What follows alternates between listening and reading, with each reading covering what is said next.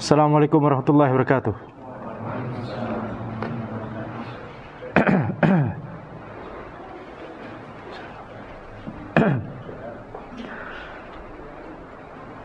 Innal hamdalillah nahmaduhu wa nasta'inuhu wa nastaghfiruh wa na'udzu billahi min shururi anfusina wa min sayyiati a'malina may yahdihillahu fala mudhillalah wa may yudlil fala hadiyalah wa asyhadu an la ilaha illallah wahdahu la syarikalah wa asyhadu anna Muhammadan abduhu wa rasuluh. Allahumma shalli wa sallim ala sayyidina Muhammad wa ala alihi wa sahbihi ajma'in, amma ba'd. Kita lanjutkan pembahasan kitab Tadhkiratus Sami' wal Mutakallim fi Adabil Alim wal Muta'allim karya Ibnu Jama'ah Al-Kinani Asy-Syafi'i rahimahullah taala, di mana kita sampai pada masih pada pembahasan tentang adab mengenai muamalah seorang penuntut ilmu dengan kitab. Kita sampai adab yang keenam, yang bagi ayatajannabal kitabatad daqiqah fin nasakh. Seorang penuntut ilmu ketika menyalin kitab, sebagaimana di pertemuan-pertemuan sebelumnya telah kita jelaskan di zaman dahulu, supaya seorang penuntut ilmu itu memiliki kitab, maka caranya adalah dengan menyalin atau meminta orang untuk menyalin. Kemudian nanti ada ujroh, ada mukafaah begitu ya. Karena belum ada yakni printer atau mesin fotokopi dan sebagainya. Atau bisa beli dari orang yang sudah menyalinnya sebelumnya. Jadi seluruh kitab di zaman dahulu itu tulis tangan. Maka di sini kita lihat ketika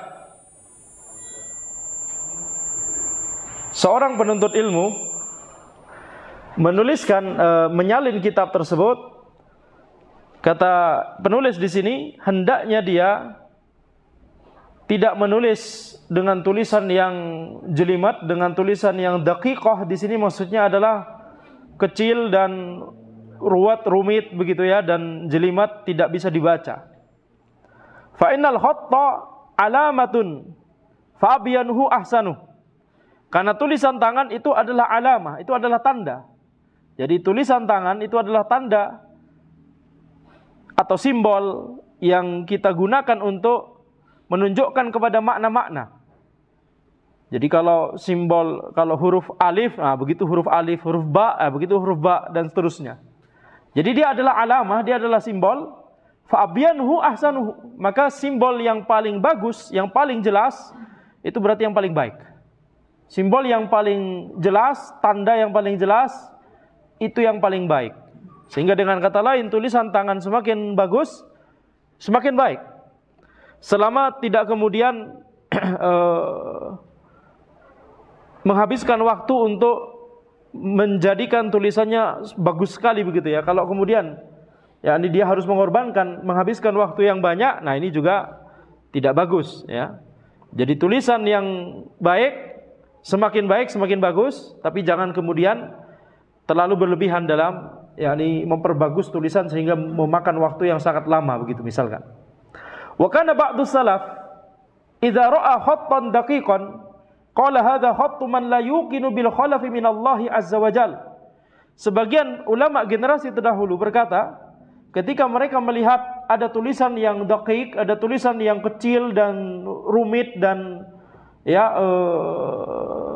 jelimet sekali begitu ya, maka sebagian ulama generasi terdahulu berkata, ini adalah tulisan dari orang yang tidak meyakini balasan dari Allah Subhanahu wa taala. Apa maksudnya? Maksudnya adalah di zaman dahulu ketika penuntut ilmu dan para ulama menuliskan kitab atau menuliskan catatan atau menyalin kitab, mengingat kertas itu mahal. Kertas di zaman dahulu tidak seperti kertas di zaman ini, dan mahal dan terbatas. Demikian pula tintanya begitu ya. Sehingga menulis itu terkadang atau seringkali dibuat sehemat mungkin. Dibuat sehemat mungkin dalam rangka untuk menghemat kertas dan menghemat tinta. Nah, maka para ulama generasi terdahulu mengkritisi tulisan yang terlalu kecil dan terlalu rumit sehingga tidak bisa dibaca. Ini tidak sesuai dengan maksud dari dituliskannya ilmu tersebut di dalam kertas-kertas tersebut, tujuannya adalah agar ini nantinya bisa dibaca, agar ini nantinya bisa diambil manfaatnya, faidahnya.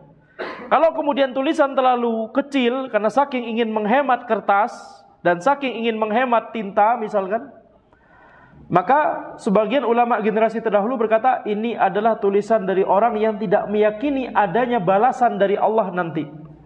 Balasan maksudnya apa? Ketika seseorang itu mengorbankan kertasnya, padahal mahal begitu ya, mengorbankan uangnya untuk membeli kertas ekstra dalam rangka supaya tulisannya tidak sejelimet sebelumnya, tidak sekecil sebelumnya, tapi tulisannya bisa dibaca dengan baik. Kita bayangkan tulisan bahasa Arab ya. Maka kalau ada orang yang kemudian terlalu hemat seperti ini, maka seolah dia tidak meyakini bahwa Allah Subhanahu wa taala akan membalas, akan berikan balasan, akan berikan yakni penggantinya. Ya, akan berikan balasan pahala atas orang yang telah berjuang di jalan Allah, menghabiskan hartanya atau membelanjakan hartanya untuk beli kertas, untuk menuliskan ilmu. Kemudian Allah Subhanahu wa taala akan mengganti kertas-kertas tersebut yang telah dia gunakan untuk menuliskan ilmu tersebut. Menggantinya bisa dengan ya sesuai dengan apa yang dikehendaki oleh Allah Subhanahu wa taala. Bisa diganti dengan ilmu yang banyak yang dia miliki, bisa diganti dengan keberkahan ilmunya, bisa diganti dengan keluarganya yang menjadi keluarga yang soleh dan bertakwa, gitu ya. Semuanya atas kehendak Allah Subhanahu wa taala. Tapi ketika seseorang itu kemudian ingin hemat, kemudian akhirnya tulisannya jadi rumit, tidak bisa dibaca, terlalu kecil, terlalu ya terlalu jelimet, terlalu ruwet, maka ini seolah ya ini tidak meyakini adanya balasan dari Allah kelak untuknya ketika ilmu tersebut ya ini bisa bermanfaat, lebih bermanfaat bagi orang lain. Jadi makanya kita lihat kitab-kitab yang kita miliki, seperti misalkan kalau antum beli kitab, misalkan kitab dari ulama zaman dulu, misalkan kitab Al-Karya Asy-Syafi'i atau kitab Musnad Ahmad karya Imam Ahmad bin Hanbal, itu kitab yang kita beli hasil print dari ya hasil yakni penerbit menuliskannya dalam komputer kemudian di print, betul tidak? Sebelum langkah itu ada sebelumnya para ulama pentahqiq. Itu istilahnya, ini telah kita bahas di pertemuan sebelumnya. Ada yakni para ulama, para penuntut ilmu yang mentahqiq kitab tersebut. Mentahqiq di sini maksudnya melihat kepada manuskrip kitab tersebut di berbagai maktabah. Jadi misalkan kitab Asy-Syafi'i ada di maktabah mana saja, ada di Madinah, ada di Riyadh, ada di Mesir, ada di Jordan, dan seterusnya. Dikumpulkan semua, dikumpulkan ini berarti maksudnya bukan kemudian manuskripnya dibawa ke rumah dia, bukan. Dia yang safar ke tempat-tempat itu, melihat manuskripnya, kemudian dibandingkan satu sama lain, dicocokkan, ada perbedaan, ada persamaan, baru kemudian dituliskan ke komputer. Kemudian dicetak, jadilah kitab yang kita bisa baca sekarang, kitab Karya Asy-Syafi'i. Itu berasal dari para ulama, para penuntut ilmu yang mentahqiq kitab tersebut, yang memburu manuskrip kitab itu di berbagai maktabah, atau misalkan bukan di maktabah tapi milik pribadi dari seorang ulama, diteruskan dari bapaknya, dari mbahnya, dari zaman dulu manuskrip tersebut, itu tulisan tangan. Jadi kalau tulisan tangannya itu tidak bisa dibaca, bukankah itu menjadi sebuah amalan yang sia-sia, betul tidak? Jadi semakin baik tulisan tangannya, semakin dibaca, maka bisa jadi nanti ia mengambil manfaat dari tulisan tangan tersebut. Itu bukan dari cuma yang segenerasinya saja, tapi orang-orang di generasi 5 abad setelahnya, 10 abad setelahnya, dan seterusnya. Dari Imam Syafi'i sampai sekarang udah berapa abad? 12 abad Hijriah. Coba bayangkan, 12 abad Hijriah. Imam Syafi'i tahun 100-an sampai 200 Hijriah. Sekarang 1400-an Hijriah, 1440-an Hijriah. Ya, jadi 1200-an tahun. Tapi kita lihat manuskripnya bisa diambil manfaatnya hingga sekarang, dan jadilah kitab yang kemudian itu telah dicetak begitu ya. Maka ini maksud dari dituliskannya tulisan, dituliskannya ilmu, Sehingga kalau kita menulis dengan tulisan tangan kita, semakin baik tulisan tangan kita, minimal bisa dibaca jelas, maka itu semakin bagus. Tentunya tidak kita harapkan kemudian tulisan tangan yang saking bagusnya sekali. Ada tulisan tangan yang saking bagusnya tidak bisa dibedakan dengan hasil printan komputer, betul tidak? Tapi kalau menuliskannya sampai satu paragraf saja 1 jam, ya antum ketinggalan, kajiannya sudah 45 menit kajian, antum baru mencatat ini 2 menit pertama saja belum selesai-selesai. Jadi ini tidak baik kalau sampai menghabiskan waktu demikian. Wa qala ba'dhum uktub ma yanfa'uka waqta hajatika ilaihi wa la taktub ma la yuntafa'u bihi waqtal hajah. Tulislah apa yang bermanfaat untukmu waqta hajatika ilaihi, ketika engkau membutuhkan masalah tersebut. Ya, tulislah apa yang bermanfaat kepada kita ketika kita membutuhkannya. Wala taktub ma la yuntafa'u bihi waqtal hajah, dan jangan tulis apa-apa yang tidak akan bermanfaat ketika kondisi dibutuhkannya. Jadi maksudnya ketika kita menulis, ini sangat bermanfaat ketika menulis kajian, menulis catatan kajian misalkan, atau meringkas dari kitab. Ya, maka tulislah apa yang bermanfaat ketika suatu saat nanti bisa jadi itu dibutuhkan. Jadi seorang penuntut ilmu harus terlatih dalam masalah ini, harus bisa mengetahui mana faedah yang perlu dicatat dan mana faedah yang tidak perlu dicatat. Faedah yang tidak perlu dicatat ini ada 2 kemungkinan. Yang pertama, faedah tersebut itu sudah sangat masyhur, sudah sangat diketahui. Sudah sangat diketahui, seperti misalkan wajibnya sholat, semua orang tahu ya. Tapi tetap ditulis, bisa jadi tetap ditulis dalam rangka supaya misalkan ilmunya supaya runtut begitu ya, tidak masalah. Tapi kalau misalkan itu sudah sangat diketahui, tidak masalah kalau tidak ditulis.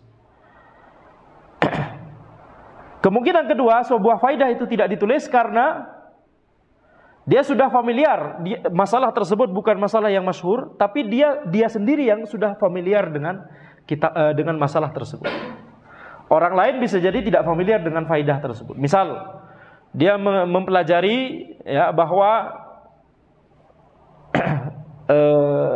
Imam Ahmad rahimahullah melarang untuk tawakuf dalam masalah Al-Quran adalah kalam Allah. Nah, ini bukan masalah yang diketahui oleh semua orang, oleh semua penuntut ilmu, ya, betul tidak? Tapi kalau dia sudah familiar dengan masalah itu, dan bahkan dia sudah tahu masalah itu, ini ada di kitab ini, di kitab ini, dia sudah familiar, nggak perlu ditulis lagi. Jadi, faedah pertama yang tidak perlu ditulis, yang diketahui oleh semua orang. Faedah kedua yang tidak perlu ditulis, faedah yang dia sudah familiar. Faedah yang dia sudah familiar. Seperti misalkan tadi. Jadi Imam Ahmad melarang tawakuf atau melarang untuk bersikap tawakuf dalam masalah Al-Quran adalah kalam Allah. Apa maksudnya? Kita jelaskan sedikit ya. Maksudnya adalah Imam Ahmad rahimahullah melarang kita untuk mengatakan misalkan Al-Quran, Anda tidak tahu Al-Quran itu kalam Allah atau makhluk, Anda tidak tahu. Nah, itu namanya tawakuf. Tidak mau berpendapat, abstain. Ya, tidak mau berpendapat, tidak boleh. Harus antum punya pendapat di situ apa yang sesuai dengan Al-Quran dan As-Sunnah. Al-Quran adalah kalam Allah, bukan makhluk. Bahkan ketika mengatakan Al-Quran adalah kalam Allah, tapi anda tidak tahu makhluk atau bukan makhluk, ini juga dilarang oleh Imam Ahmad. Harus tegas mengatakan Al-Quran adalah kalam Allah, firman Allah, bukan makhluk. Nah, ini masalah ini tentunya ya tidak diketahui oleh seluruh orang, tidak diketahui oleh seluruh penuntut ilmu. Tapi bagi penuntut ilmu yang sudah familiar dengan masalah tersebut, bisa tidak perlu ditulis.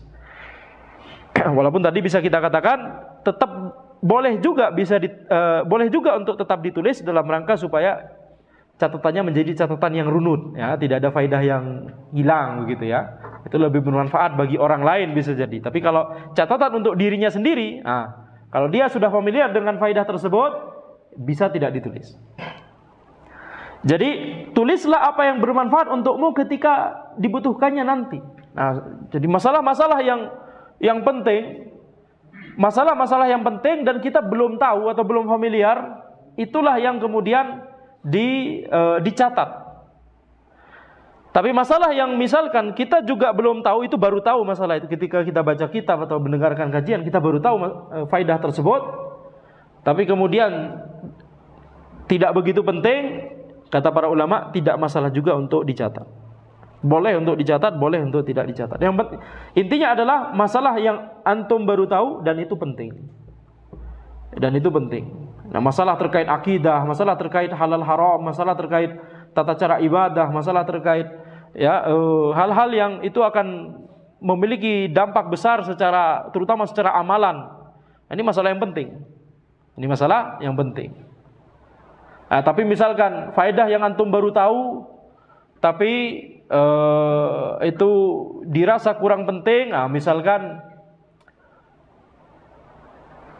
antum baru tahu bahwa Mu'adz bin Jabal radhiyallahu anhu itu setelah diutus oleh Nabi Muhammad SAW ke Yaman berdakwah, habis itu beliau balik ke Madinah dalam kondisi Nabi Muhammad SAW sudah wafat. Habis itu beliau diutus oleh Umar bin Khattab untuk ke Syam untuk mengajarkan, untuk berdakwah, untuk mengajar, jadi dai lagi. Setelah diutus jadi dai ke Yaman, balik ke Madinah, Nabi SAW telah wafat, sudah zamannya Umar. Umar kemudian ngutus Mu'adz bin Jabal jadi dai ke Syam. Kemudian meninggal di Syam karena wabah taun di situ. Nah, ini bisa jadi antum baru tahu. Tapi kalau misalkan antum merasa, ini ya nanti bisa Anda cari. Nah, ini kan bukan terkait halal haram, bukan terkait, betul tidak? Boleh untuk tidak ditulis, boleh ditulis. Boleh ditulis, boleh tidak ditulis. Taib. Tapi tentunya kalau misalkan waktu mencukupkan, waktunya cukup, dan antum nulisnya juga bisa mengimbangi ketika misalkan kajian misalkan, maka faedah-faedah yang baru semuanya ditulis, tidak masalah. Itu lebih bagus untuk murojaah nantinya. Ya. Karena terkadang kita merasa itu tidak penting atau kurang penting, tapi ternyata nanti penting. Baik. Nah. Kemudian wal muradu waqtal kibar wa dha'fil basar. Nah, di sini salah satu tafsiran dari perkataan ini ditafsirkan oleh Ibnu Jama'ah Al-Kinani di sini, yaitu waktu dibutuhkannya itu maksudnya waktu ketika kita sudah sepuh dan ketika mata kita sudah mulai melemah. Jadi tulislah apa yang bermanfaat untukmu ketika nanti antum sudah tua, mata sudah melemah, begitu ya. Maka nanti tulisan antum itu menjadi bermanfaat. Jangan tulis sesuatu yang tidak bermanfaat ketika nanti antum sudah tua dan antum matanya sudah melemah. Ini salah satu tafsiran. Waqad yaqsidu ba'du saffara bil kitabati daqiqah khifatal mahmal. Sebagian orang yang banyak safar seperti tadi penuntut ilmu di zaman dulu terutama, untuk menuntut ilmu merekalah yang safar menuju ke tempatnya para ulama. Orang-orang yang sering safar seperti ini itu bisa jadi sengaja untuk menulis tulisan yang jelimet, yang kecil, dalam rangka agar bawaannya menjadi lebih ringan. Kitabnya menjadi lebih ringan, yang mungkin 5 jilid jadinya cuma 1 jilid saja misalkan, saking diperkecil itu tulisannya. Wa hadza wa in kana qasdan sahihan illa anna al-maslahatal fa'itata bihi fi akhiril amri a'dhamu minal maslahatil hasilati bi khifatil hamal. Ini walaupun tujuannya itu adalah tujuan yang baik, akan tapi maslahat yang hilang gara-gara tulisannya jelimet itu lebih besar daripada maslahat yang ingin dia tuju. Maslahat yang ingin dia tuju adalah supaya ketika safar tidak bawa beban yang banyak. Maslahat yang hilang ketika dia menuliskan dengan tulisan yang jelimet dan kecil-kecil, maslahat yang hilang adalah bisa jadi nanti dia tidak bisa lagi baca tulisannya itu karena terlalu kecil. Apalagi kondisi kertas di zaman dahulu dan kondisi bolpen tinta, pakai tinta kan dicelup begitu, kemudian itu tentunya sangat rentan untuk kemudian muncul titik-titik tambahan, garis-garis tambahan, betul tidak? Kalau kitab di zaman ini walaupun ada garis tambahan, misalkan garis oleh bolpen kita ada tambahan, kita bisa bedakan ini garis bolpen kita, ini dari cetakan, betul tidak? Tapi kalau di zaman dahulu itu bisa jadi tidak terbedakan karena sama-sama tulisan tangan. Jadi menulis pakai tinta, tumpuk kertas, membekas itu, muncul titik-titik baru. Nah, ini diantara diantara ilustrasinya demikian. Apalagi kalau misalkan safar kemudian ada basah kemudian dan seterusnya, ada kotoran dan seterusnya. Ya. Jadi yang harusnya tidak ada titiknya jadi dianggap ada titiknya. Sehingga salah baca. Nah, ini berbahaya.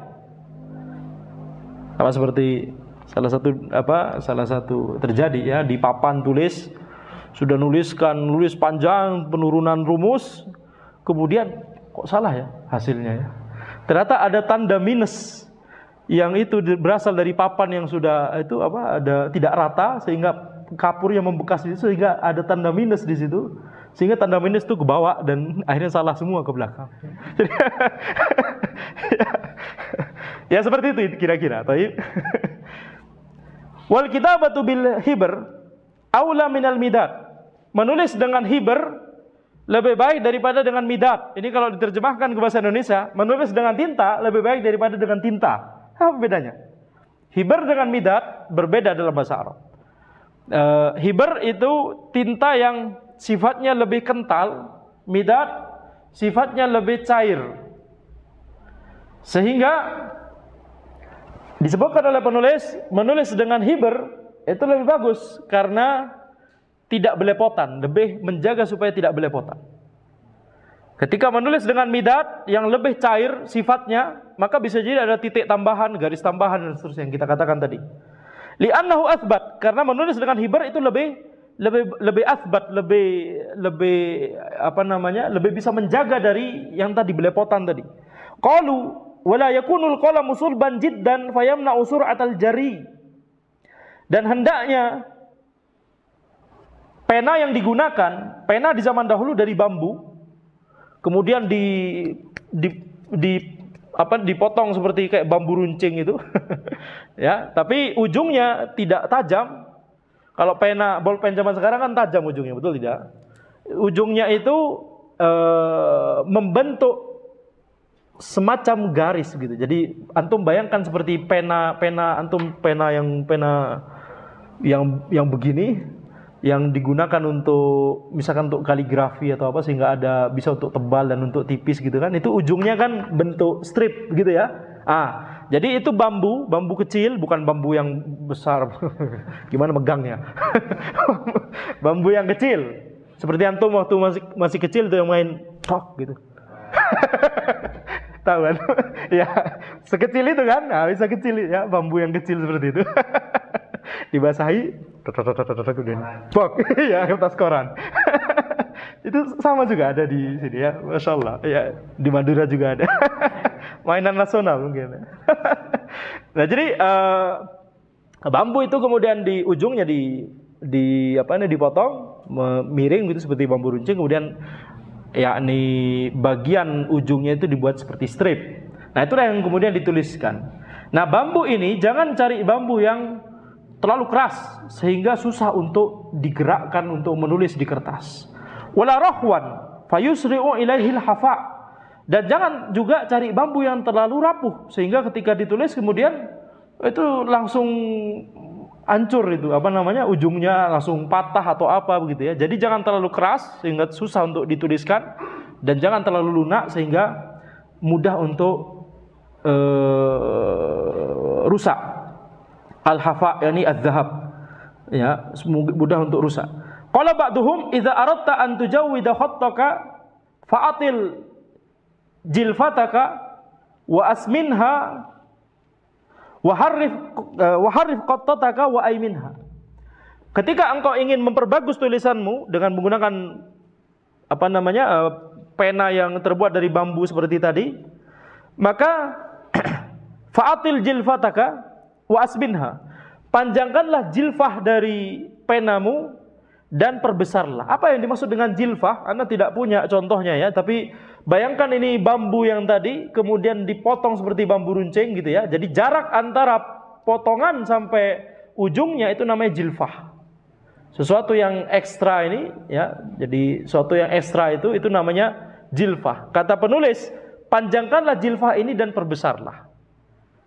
Supaya bayangkan kalau itu tumpul, sama aja kayak kita nulis pakai pensil yang tumpul. Gimana kalau kita nulis pensil yang tumpul? Kan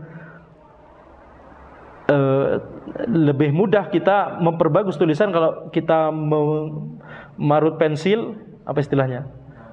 Meraut pensil, marut kelapa ya benar. Meraut meraut pensil.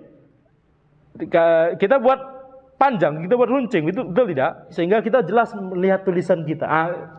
Gambarannya seperti itu. Jadi panjangkanlah dan perbesarlah jilfah itu. Wa harif qattataka, dan tajamkanlah qattatul qalam. Qattatul qalam itu maksudnya adalah strip yang di ujung tadi. Itu namanya qattah. Itu tajamkanlah di situ, maksudnya dibuat runcing begitu ya, sehingga tulisannya jadi bagus.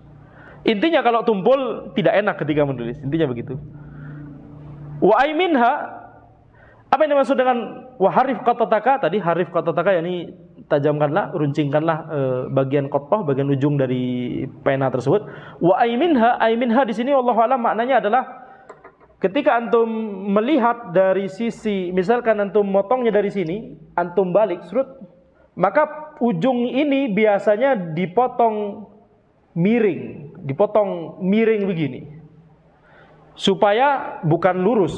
Terkadang ada pena yang lurus, bisa jadi. Ada pena yang miring begini, stripnya itu. Ada pena yang bentuknya miring begini. Nah, kata penulis, bentuklah yang aiminha wallahu alam maknanya adalah yang begini. Sehingga itu lebih mudah untuk menulis. Intinya, strip di pena, strip ujungnya itu ya, ujungnya yang bentuk strip itu bisa lurus, datar gitu. Ketika penanya ditegakkan bisa datar, bisa begini, bisa begini. Kalau tulisan untuk kebutuhan kaligrafi, antum bayangkan nulis kaligrafi, lebih enak yang miring, betul tidak? Miringnya yang seperti ini, wallahu a'lam, mungkin yang paling ideal. Tapi ada juga yang lurus begini, ada juga yang begini, ada juga yang tajam, Dan ini ada ilmunya tersendiri, ilmu khat. Ada ilmunya tersendiri. Bahkan keterampilan untuk membuat penanya itu dan seterusnya, ini ada ilmunya tersendiri. Jadi yang Anda tidak ahli sama sekali di situ. Wal takun as-sikkinu haddatan jiddan li birayatil aqlami wa kastil waraq khassatan. Hendaknya pisau yang kita gunakan untuk memotong atau meruncingkan pena kita itu hendaknya pisau yang tajam sekali untuk memotong pena tersebut dan untuk memotong juga kertas. Ya, jadi jangan digunakan wala tusta'mal fi ghairi dzalik. Jangan digunakan untuk selain keperluan motong pena sama kertas. Ya. Wal yakun ma yaqutu alaihi alqalam sulban jiddan. Dan hendaknya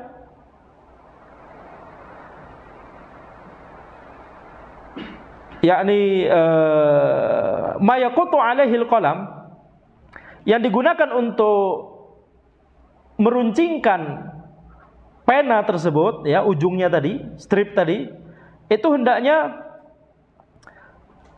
sesuatu yang kuat begitu ya, sesuatu yang sulban jiddan, sehingga nanti hasil stripnya tadi itu menjadi baik, menjadi bagus. Kalau di zaman ini anak ya mengetahui orang itu tentunya pakai pisau gitu ya, atau cutter untuk meruncingkan ujung penanya itu yang bentuk strip itu. Ini kan bambu kan, setelah diruncingkan kemudian pakai yang untuk menghaluskan amplas. Nah itu pakai itu. Ya itu teknologi di zaman ini yang mungkin dulu Allahu a'lam di zaman penulis apakah ada seperti itu atau tidak. Tapi intinya disebut oleh penulis pakai sesuatu yang kuat sehingga itu jadi runcing. Wa hum yahmaduna al-qasab al-farisi al-yabis jiddan wal abanus as-sulbal as-saqal. Nah, ini penulis kemudian membahas tentang jenis bambu yang banyak digunakan untuk membuat pena. Ya, al-qasab al-farisi jenis bambu tertentu, al-abanus itu juga jenis bambu tertentu yang itu banyak digunakan di zaman dulu ya. Ini waktu Isya masih lama ya. Sekarang kita masuk pada adab yang ketujuh. idza sahhaha al-kitab wal muqabalah ala aslihi as-sahih aw ala syai'in fayanbaghi lahu ayyashkul al-mushkil. Adab yang ketujuh adalah ketika seorang penuntut ilmu itu mengecek keabsahan dari kitab dengan cara membandingkannya dengan asalnya. Jadi tadi ketika kita menyalin kitab, setelah itu kita harus cek, kita harus bandingkan dengan kitab aslinya, begitu ya, manuskrip aslinya. Nah, ketika kita membandingkan ini, atau ketika kita membandingkannya dengan seorang ulama, dengan syekh kita yang mungkin dengan kitab tersebut, maka wajib bagi kita untuk yashkulal muskil, untuk memberikan harokat pada kata-kata yang itu bisa memberikan muskilah kalau tidak diberikan harokat. Jadi ada, bayangkan ini dalam bahasa Arab tentunya ya, kitab dalam bahasa Arab, ada kata-kata yang kalau tidak diberi harokat kita bingung. Nah, ini seperti misalkan nama orang. Ini nama orang misalkan, ya ini nama orangnya apa? Siapa kira-kira? Misalkan contohnya nama orang ya yang butuh Amir atau Umair, gitu ya. Ain, mim, ya, ro misalkan. Ini nama orangnya Amir, bukan Amir. Kalau Amir kan Ain, alif. Ini Amir atau Umair. Ya, ini Said atau Suaid. Gitu ya. Jadi ini wajib untuk diberikan harokat supaya tidak salah baca nantinya. Nah, demikian pula ini bisa berlaku untuk di zaman kita ini. Kalau misalkan antum kajian kitab, misalkan kemudian mengikuti kitabnya, ada kitabnya, kemudian kitabnya nggak ada harokatnya, maka itu harus sambil diberikan harokat itu supaya kita bisa membacanya nanti tidak bingung. Wa yu'jimal musta'jim, wa yu'jimal musta'jim. Kecuali kalau antum seperti ana yang tidak mau menuliskan, mencoret sama sekali kitab, ya, jadi harus dibarengi dengan hafalan supaya tidak, atau ditulis di catatan sendiri. Wa yu'jimal musta'jim, kemudian memberikan titik pada kata-kata yang butuh ada titiknya di situ. Itu makna dari yu'jimal musta'jim, memberikan nuktah pada kata-kata yang perlu ada nuktahnya.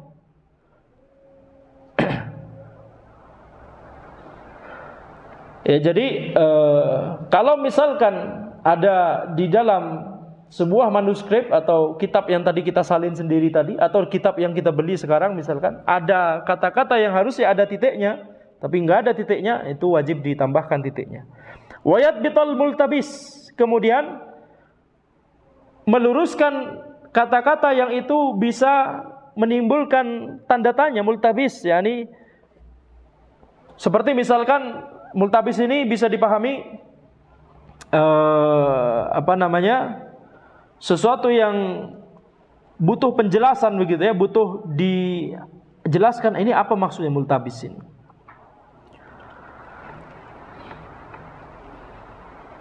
Seperti misalkan tadi, ini multabis ini maknanya sama dengan muskil tadi. Ya, sesuatu yang ini Su'aid apa Sa'id? Nah, ini multabis. Multabis sama muskil mirip maknanya. Wa yatafaqqad mawadi' at-tashif, kemudian mengoreksi tempat-tempat yang ada kekeliruan, salah tulis di situ, atau kalau kitab yang antum miliki udah hasil printan, hasil komputer, itu yang kita sebut typo. Seperti misalkan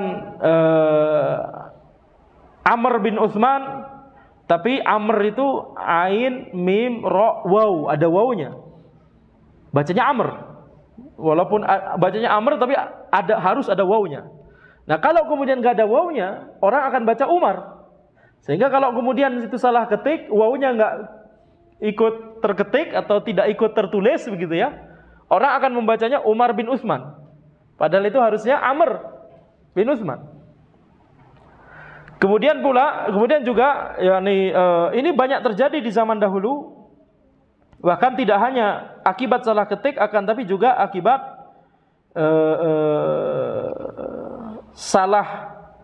salah dari penulisnya. Seperti Imam Syafi'i mengoreksi beberapa tulisan dari Imam Malik, ini harusnya begini bukan yang itu gitu ya. Ini harusnya harusnya sebuah nama tertentu tapi namanya bukan ini tapi yang itu. Jadi namanya benar-benar berbeda begitu ya. Nah, itu wajib untuk kita berikan catatan di situ atau kita luruskan di kitab tersebut. Wa idza ihtaja dhabtu ma fi matnil kitab ila dhabtihi fil hasyiyah wa bayanihi fa'ala wa kataba alaihi bayanan. Ketika dia butuh untuk menuliskan yakni atau mengoreksi tulisan dari kitab tersebut dan mengoreksinya di catatan kaki di bawah, maka lakukan ya. Jadi berikan catatan, berikan kode gitu. Ini kemudian ditaruh di catatannya di pinggir atau di samping bisa jadi, tidak masalah. Wa kadza in ihtaja ila dhabtihi mabsutan fil hasyiyah wa bayani tafsilihi. Demikian pula ketika butuh penjelasannya panjang lebar di catatan kaki, butuh diperinci, tidak masalah juga, silahkan.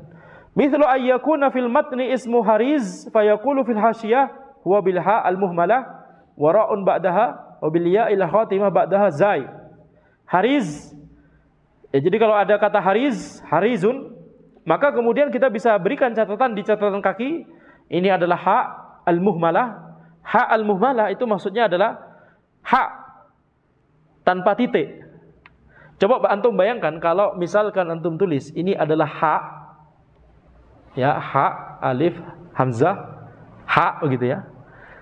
Kalau antum tulis ini adalah huruf ha, maka banyak kemungkinan, bisa kemungkinan orang salah baca, kemudian ada titik nyasar di situ, akhirnya ini adalah ho atau ini adalah jim. Kalau jim nggak mungkin ya, karena pasti nulis jim itu ini adalah huruf jim, jim, ya, mim. Nggak mungkin ha dengan ho itu yang nulisnya sama. Bayangkan ha yaitu huruf ha, alif, hamzah.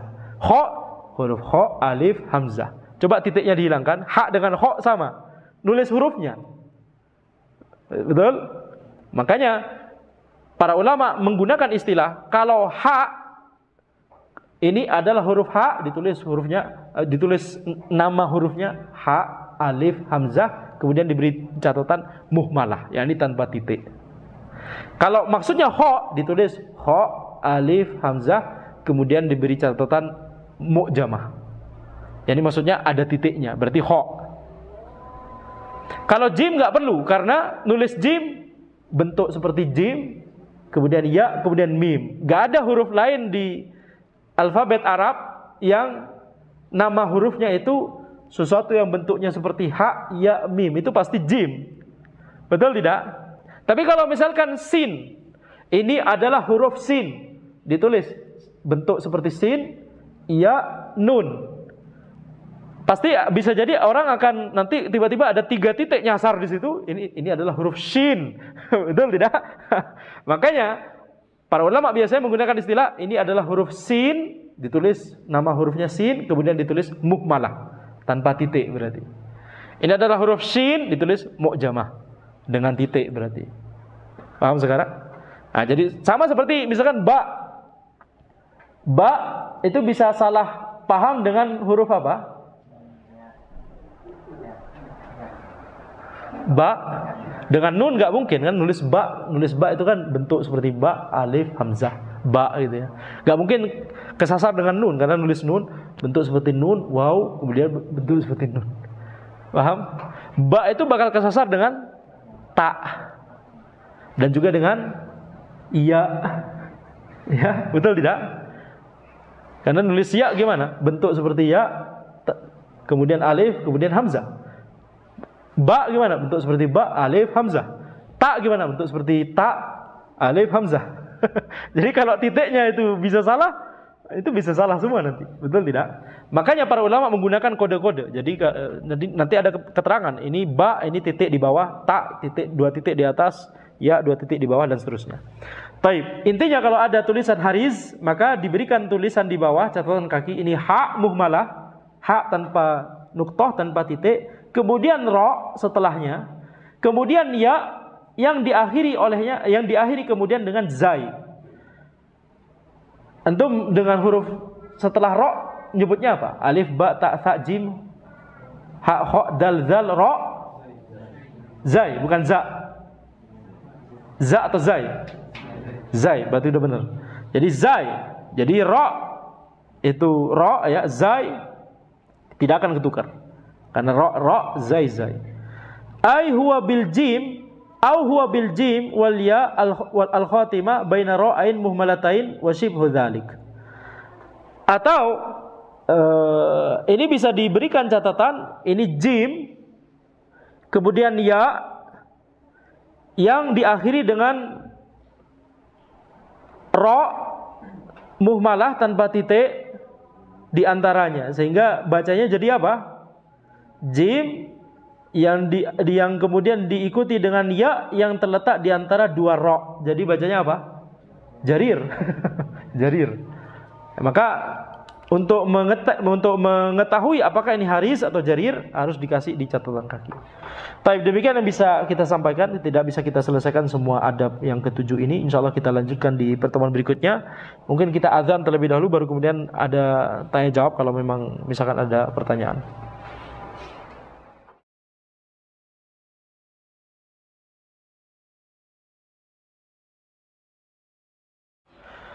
Baik, kita lanjutkan sedikit untuk sesi tanya jawab. Silakan kalau ada pertanyaan.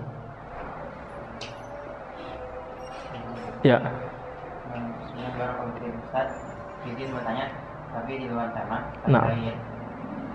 Akad, kalau kita biasanya beli makan di warteg atau tempat makan gitu kan, biasanya kita ambil makan dulu, kemudian kita habiskan, baru kemudian di akhir kita tanya harganya tadi berapa. Apakah akad seperti itu diperbolehkan, di mana kita tidak sepakat tapi tanpa kita tahu harganya? Baik.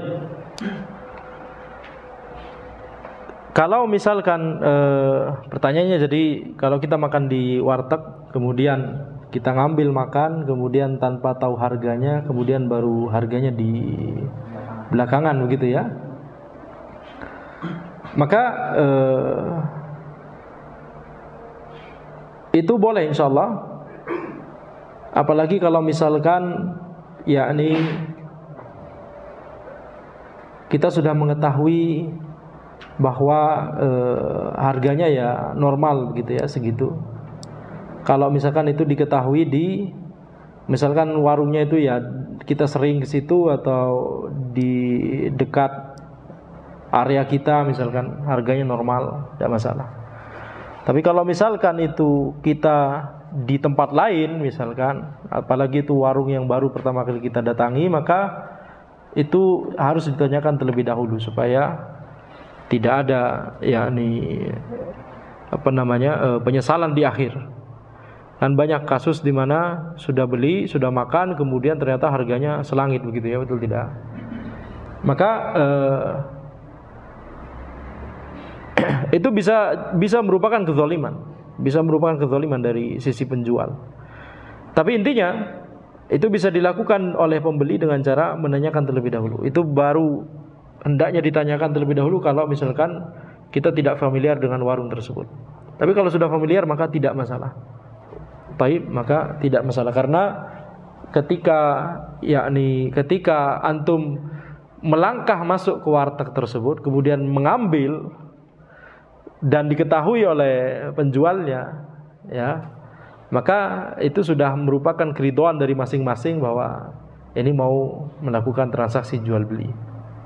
Baik. Dan